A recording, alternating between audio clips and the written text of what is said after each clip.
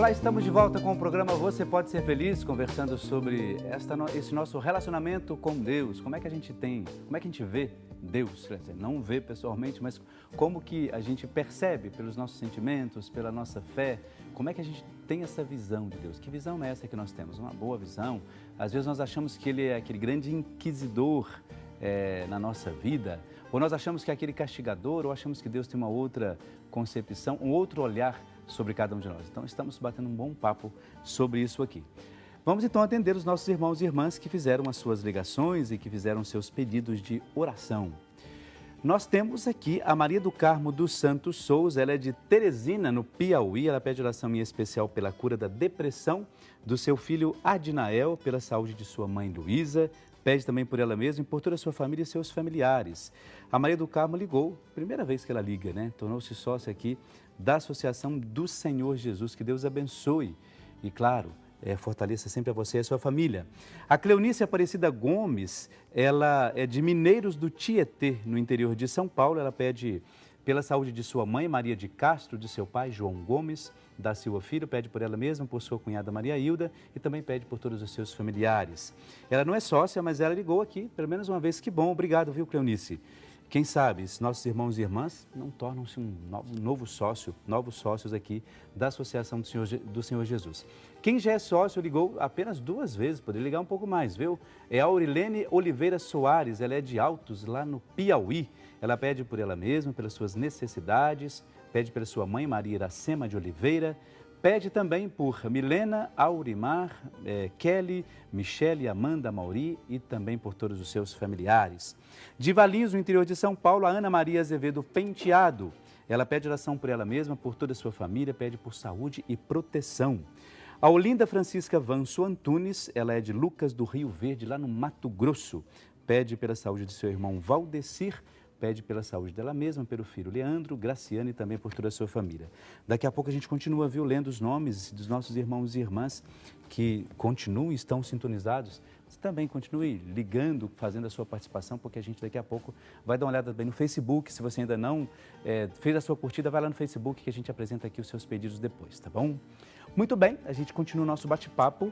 Você viu as ligações, né? Você sabe que eu estava vendo, olhando ali, é que não dá para a gente ler todas as intenções, mas quando a gente vai olhando ali, uma por uma, a gente vê assim, a questão da ansiedade, os pedidos que as pessoas fazem, né? Curar da ansiedade, livrar de alguns males. Depressão, necessidades. É impressionante isso, do né? dia a dia. E sabe que eu fico muito feliz, eu gosto desse momento do programa, da gente trazer as intenções das pessoas, né? É o que dá sentido ao programa, né? Eu lembro que um dia eu saí daqui e acho que em função de ter passado o e-mail na hora do programa, eu lembro que alguém escreveu uma frase simples, mas significativa. Disse, olha, obrigado pelas suas palavras, me abençoaram o dia. E eu acho que bom, né? Valeu. Não é bom isso? Valeu. Agora, eu fico pensando assim, tem várias pessoas que estão sintonizadas, mas não. Até um apelo, viu? Às vezes as pessoas estão ligadas na TV, elas acompanham todo o programa, aliás, a programação toda, mas elas não ligam. Então, assim, olha, até um convite que eu faço para você. Você está aí sentado ou está fazendo as suas atividades sintonizada aí na Rede Século XXI. Por que não ligar, né? Tem pessoas que ligam, tem pessoas ali, ó, ligaram 600, 700 vezes, né? E agora nossos irmãos ali uma vez só. Então, vá ligando também, faça sua participação. A gente gosta aqui de receber as suas intenções, os seus pedidos. Mesmo que seja para dar um feedback, né? Não tipo, olha, puxa, o tema de hoje foi bom, gostei, que palavra né? boa. Legal. É bom, né? Gostoso. Então, quer dizer que nós estamos falando de Deus e os nossos sofrimentos. Nós paramos no livre-arbítrio, né? Nas exato. escolhas equivocadas que nós fazemos. Eu até costumo dizer assim, em função do livre-arbítrio, né? Deus, Ele trabalha muitas vezes no resultado das nossas escolhas, né? Porque as pessoas às vezes ficam orando e dizendo, ó Deus, o que eu faço agora, né? É como se Deus tivesse que vir lá do céu e dizer, vai para a direita, vai para a esquerda. Não. Ele já disse o que ele tinha que dizer quando, lá em Gênesis, ele diz assim, bom, crescer, multiplicar e dominar a terra, ou seja, vivam a vida de vocês, façam acontecer. Né? Não me amole quando não é necessário, né? É engraçado, né, como ele trata Moisés, quando Moisés está lá diante do Mar Vermelho, e Moisés meio que começa, né, e agora, o que é que nós vamos fazer? E a Bíblia, ela coloca uma expressão que eu acho muito engraçada, que é Deus dizendo para Moisés assim, escuta, por que clamas a mim? Olha que interessante. Tipo, tá chorando por quê? Por que está aí, né, chorando e clamando por mim? Eu não disse que, né, baseado no que ele já tinha dito, eu não disse que vou levar vocês até lá. Então não tem obstáculo que vá te impedir, não tem que ficar aí chorando. Diga ao mar que abra. É a fala nesse momento, essa é a fala. Por que clamas a mim? Mas, assim, interessante, não é? Uma coisa interessante a partir disso que você está dizendo, eu acho que nós temos que pensar muito nisso, dessa confiança de fato que a gente precisa ter em Deus, não é? Se Moisés tiver, não que ele não tivesse tido, ele teve confiança assim em Deus, mas assim, é de maneira um pouco mais direta e ter certeza disso. Eu acho que é fundamental você dizer, olha, eu confio em Deus e confio mesmo. Não, e detalhe. E não vacilar. É claro que não é tão fácil assim, mas... Não, mas o que você está falando é verdade. É assim, ó, nesse momento que ele está ali diante do Mar Vermelho, ele já tinha passado por muita coisa. As 10 pragas já tinham acontecido, Deus já tinha acompanhado no deserto, põe uma nuvem durante o dia, uma bola de fogo à noite para acompanhar o povo na sua trajetória. Muita coisa, né, que tinha acontecido, maná que caiu do céu, enfim. Aí parece que ele chega ali e dá a impressão de que ele esqueceu quem Deus era. Mas eu acho que isso acontece conosco. Por isso que a gratidão é importante. Quando a palavra nos insta a sermos agradecidos, agradecimento é um exercício de lembrança, né? É refrescar a mente com as tantas e inúmeras vezes em que Deus te ajudou, em que Deus te socorreu, em que Ele te deu uma resposta, em que naquele momento que você falou assim, está tudo perdido, na última hora Deus veio com o livramento. Então, é como se Deus dissesse, né? Escuta, não esqueça do que eu já fiz. Não esqueça das coisas pelas quais você já passou e que eu não te abandonei. Mas parece que falta-nos uma memória. Falta. Vezes, não é? Por isso que a gratidão é importante. Quando a gente está, por exemplo, quando nós estamos em oração, às vezes nós perdemos um pouco esse foco. Porque aquele momento de dificuldade que você está, parece que é o único momento. A gente só pedir. Você esquece que, de fato, em outros momentos, Deus estendeu a mão, você passou por alguns momentos difíceis e na hora, a gente não lembra disso. A gente tem. Essa questão da memória, até uma memória afetiva dentro da nossa espiritualidade, não é? Por isso que eu gostaria até de lembrar, você que está em casa, em relação a essa temática toda, a gente está tentando trazer o melhor da nossa reflexão para você em relação a isso. O que é que você pensa disso? Você gostaria de sugerir alguma coisa para a gente? Gostaria de perguntar, tem dúvidas sobre isso? Se Deus de fato te abandona, como é que foi essa experiência no seu momento de dificuldade, no seu momento de sofrimento? Você percebeu que houve um abandono, isso na sua visão, não que ele tenha acontecido, isso. Mas um abandono de Deus, como é que foi isso? Liga para cá que a gente espera a sua participação. E nós temos aqui um VT, eu acho que é mais uma pergunta, aliás, uma observação para a gente ver como vamos andar com a nossa reflexão de agora. Vamos acompanhar o VT. Olá, meu nome é Fernanda e eu gostaria de saber como nós entendemos o amor de Deus em meio aos nossos sofrimentos. E aí, é isso que a gente está entrando de fato no assunto. O que você pensa, Samuel, disso? Tem um pouco a ver com aquelas histórias que nós contamos agora há pouco. Você fala assim, mas aquela mãe impôs um sofrimento à filha. Não, ela impôs um livramento à filha, apesar de que aquilo tivesse cara de sofrimento. Sim. Apesar de que aquilo tivesse cara de abandono, não é? Não, minha mãe não vai me ajudar, ela me abandonou. Não. A mãe, no seu amor, entendeu que a filha precisava aprender algo de valor para a vida dela. A mãe provavelmente estava pensando, um dia eu não estarei mais aqui, que vai ser da minha filha, se ela continuar uma pessoa que não assume a sua vida, que não assume as suas responsabilidades. Então, para mim, há todo um pensamento de amor pela filha nessa negação que a mãe faz. Você, assim, nesse caso, você acha que os pais têm essa... Nem todos conseguem fazer isso. Porque, assim, eu acho que a pessoa entende que amar é você oferecer tudo aquilo que aquela pessoa precisa. Esse é mimar. Então, e aí que está a diferença. Tem amar e tem mimar. Tem fortalecer e enfraquecer. Você pode fortalecer um filho, enfraquecer um filho. Onde está escrito, onde é que nós aprendemos que os pais têm de resolver todos os problemas dos filhos? Não, o filho tem que ouvir, se vira. E não é o que Deus diz para a gente de vez em quando? De certa forma, em momentos difíceis da nossa vida, e que você está ali, você ora uma vez, ora duas, ora três, e parece que tem um teto de chumbo em cima da sua cabeça, que a sua oração, a impressão que você tem é essa, que não passa. Não é Deus de vez em quando dizendo, escuta, se vira? Eu acho que até mostrar para a gente que a gente tem a capacidade de resolver aquilo. Lá na frente você começa a entender até de fato. É difícil chegar lá na frente para depois perceber isso. Mas você de fato, olha, é a capacidade que você tem também de resolver as coisas, né? Eu acho que a gente chama muito de resiliência isso, né? É uma linguagem que às vezes é meio complicada, mas é quando você passa por tudo aquilo que tem que passar de sofrimento, mas você não cede ao sofrimento, né? Exatamente. Você não cede, você sempre está voltando, enfrentando. Às vezes você vai lá embaixo pela sua dificuldade, mas você quer ver um negócio que eu acho interessante, no trato com a palavra. Você pega as pessoas que gostam de ler a Bíblia, não estudar profundamente, mas ler. E quais são os versículos que elas mais gostam, né? 1000 cairão à tua direita, 10.000 à tua esquerda. Tudo posso naquele que me fortalece. Lindo, maravilhoso. Mas e a parte em que a Bíblia diz que é o fogo que purifica o ouro? Por que ninguém fala disso? Ninguém lembra desse detalhe. Não é? Do fogo. É o fogo que purifica o ouro. Não é uma aguinha que purifica o ouro, é a aguinha fresquinha que purifica o ouro. Purificou é fogo.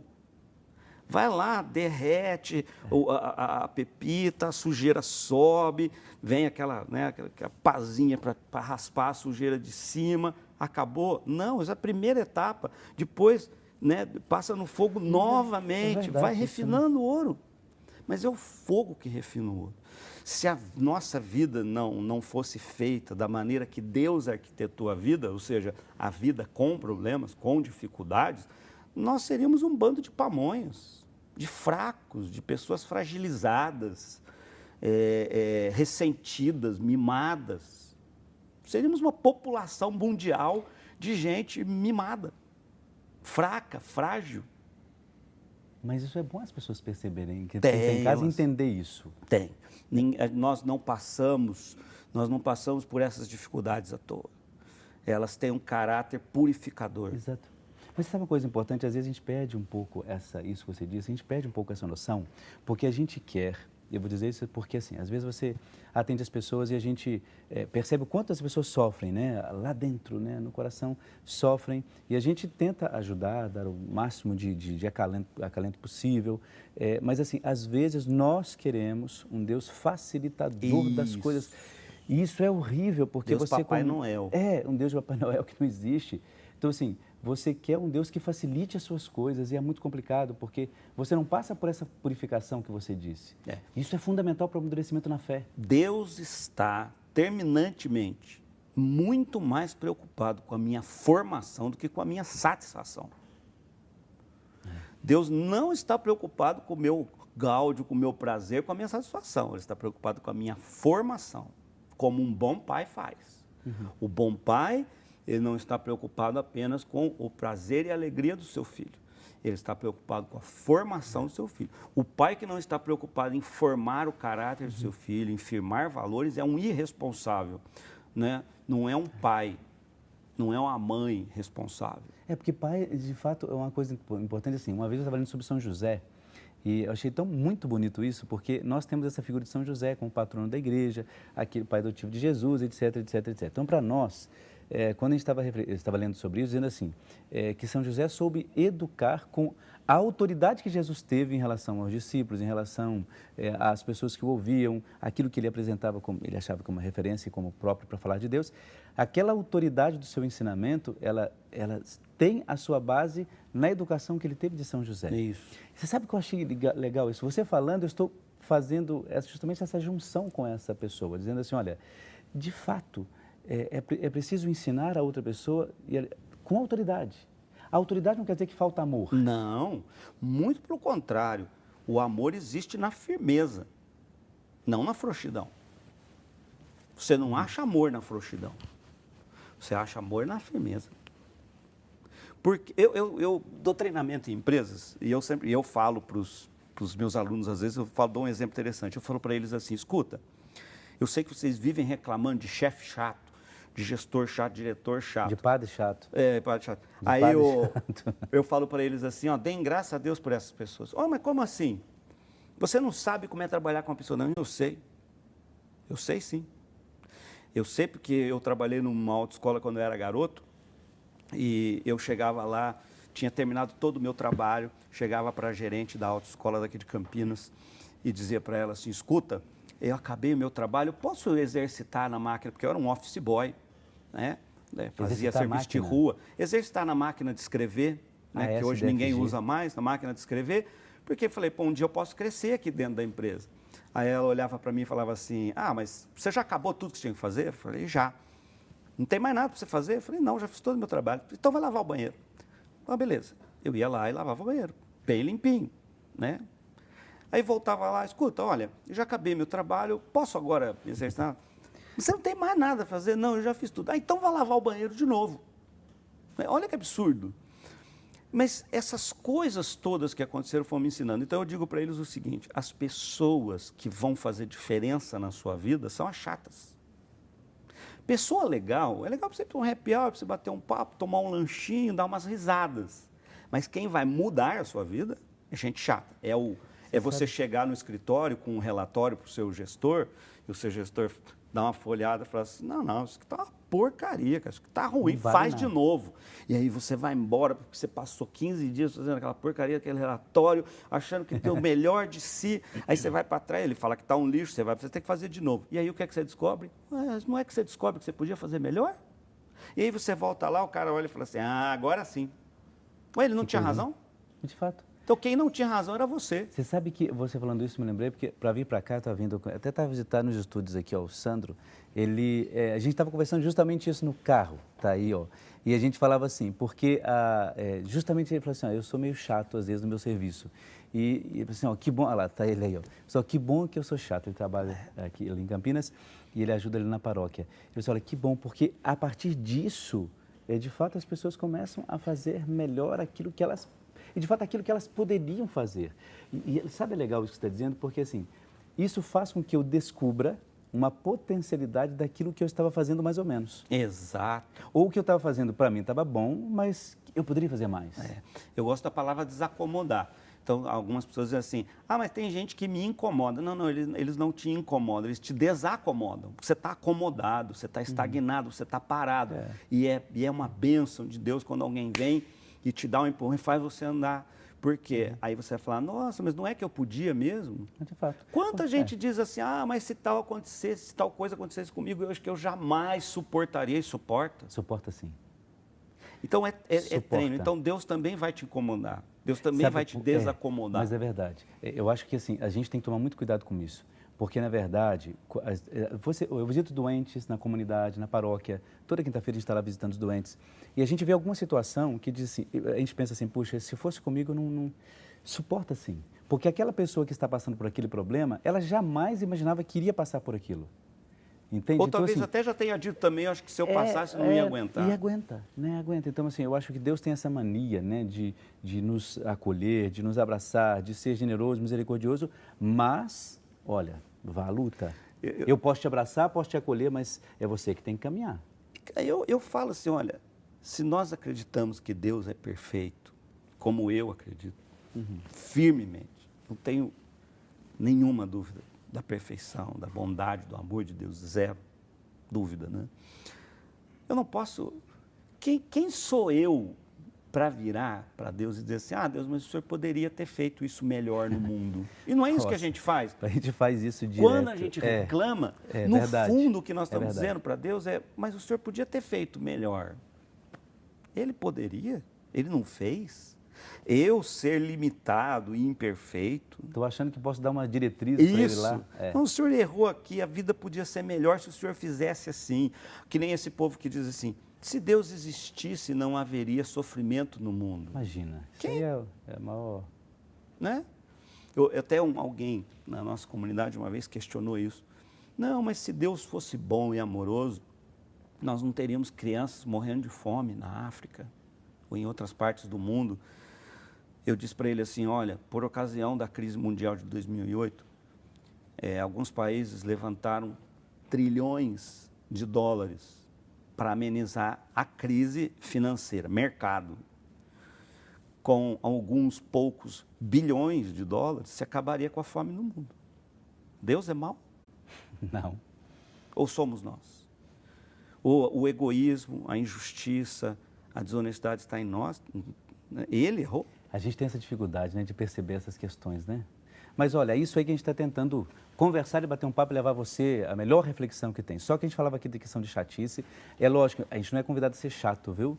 Mas assim, as pessoas que passam pela nossa vida, aquelas que exigem que a gente mude, que a gente faça o melhor que podemos, elas nos ajudam sim. A gente tem o nome de chato, mas podia ter outro nome. Mas não tem problema nenhum. Mas depois a gente volta a falar sobre isso. É um chato bom. É um chato bom.